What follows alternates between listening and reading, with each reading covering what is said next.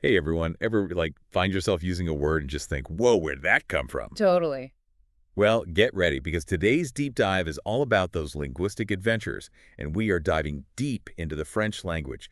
We're going with an article from what was it again? Lingualid.com, I think. That's it, lingualid.com, the French language.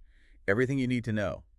Sounds pretty ambitious, right? It does, and they go for it. They get right into the history of French, how it's all tangled up with these Romance languages. Romance languages. Okay, see, now that always makes me think of like love poems and flowers, you know? Right, haha. But it's actually like a real linguistic term. Is it now? Yeah. All those Romance languages, they can be traced way back, all the way to what they called Vulgar Latin. Vulgar Latin. Doesn't sound very romantic.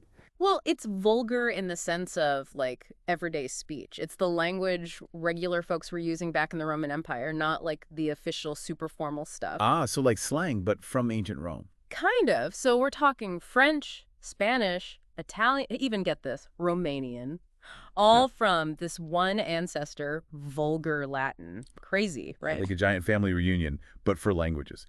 But okay, I gotta ask, how on earth do we get from that to the French we hear, like in movies and stuff? It's a wild ride. So after the Roman Empire is out of the picture, the Latin spoken in Gaul, which is like France today, it starts to, well, morph. Morph, how so? It got shaped by new languages coming in. You've got Germanic tribes like the Franks, hence France, by the way. Right, right. And don't forget the Celts. They were already there speaking their own languages. So you've got this incredible blend happening over centuries. A real linguistic melting pot. The article mentions something about the Franks language really sticking with French, especially with vocabulary. Absolutely. The word for war in French, guerre, it's straight from the Frankish word vera, and it goes beyond just words. Celtic languages had a hand in how French sounds, how sentences are put together. It's all connected. Languages really are alive, aren't they? Always evolving. But hold on, because it gets even more fascinating because this article, it doesn't stop there. It goes into like the world of French dialects.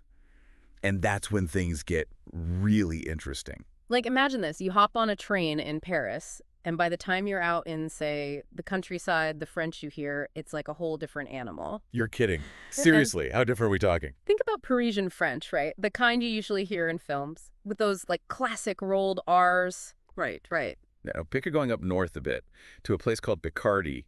The sounds there get kind of rough around the edges, you know? Oh, interesting. Like even a simple bonjour, ça va. In Parisian French up in Picardy, it's more like bonjour, ça va. Just different vibes. Wow, I never realized it was so regional. Like each place has its own accent. Speaking of unique, though, the article mentioned Québécois French. That's in Canada, yeah. What's the story there? Ah, Québécois French. Now that is a trip. It's like this amazing snapshot of how language can change over time and place. You see, when French settlers landed in Quebec ages ago, their French got all mixed in with languages of the indigenous people. And get this, they held on to some older ways of saying things that you don't hear much in modern French from, like France itself. Sounds like they've got this vintage French, just kept it alive over there. Sorta.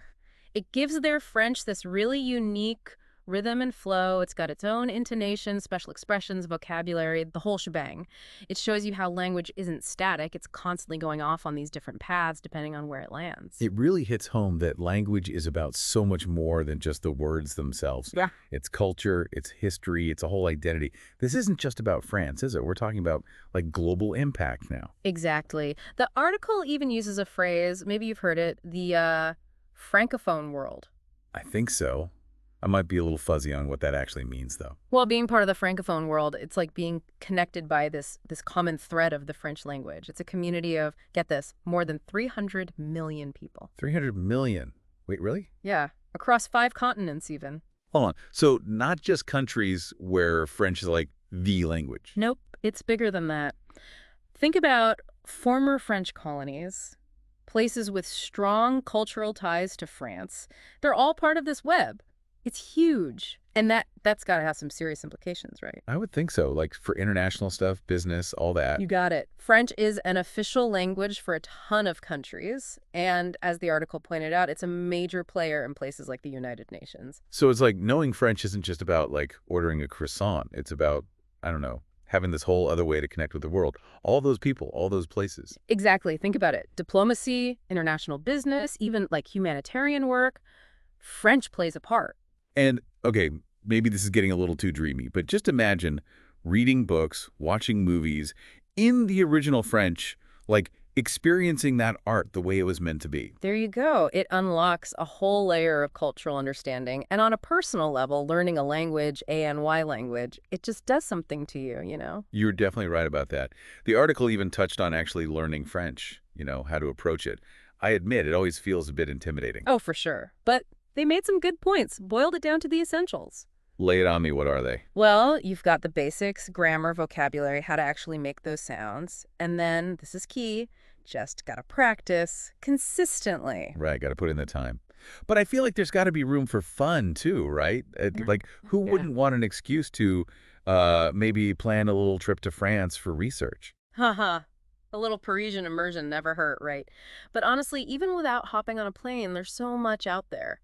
French music, films, even just trying to read a news article every now and then. It all adds up. I've found even knowing a few phrases, it totally changes how you travel. It's like you're not just this outsider anymore. You can actually like connect with people even a little bit. 100%. That's the magic of it. It's not just about memorizing words. It's about expanding your whole world, you know? Challenging yourself, making connections you wouldn't otherwise have. It's pretty amazing when you think about it. I've got to say, this has been one of my favorite deep dives. Mhm. We went from ancient Rome to modern day, all through the lens of the French language. It makes you realize how much history and culture are packed into the words we use every day. No doubt. Exploring a language like French, it's about so much more than grammar rules and vocabulary lists. It's a way to connect with different cultures, understand their histories, and ultimately see the world through a whole new lens. So to everyone listening, here's something to think about. What language has always piqued your interest? What new world might open up if you decided to just go for it and explore it? Until next time, keep those linguistic adventures going.